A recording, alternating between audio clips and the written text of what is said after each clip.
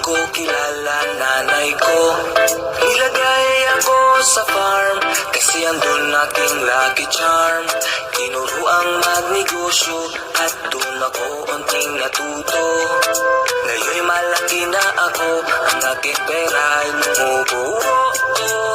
Ako po ay simpleng tao na merong negosyo.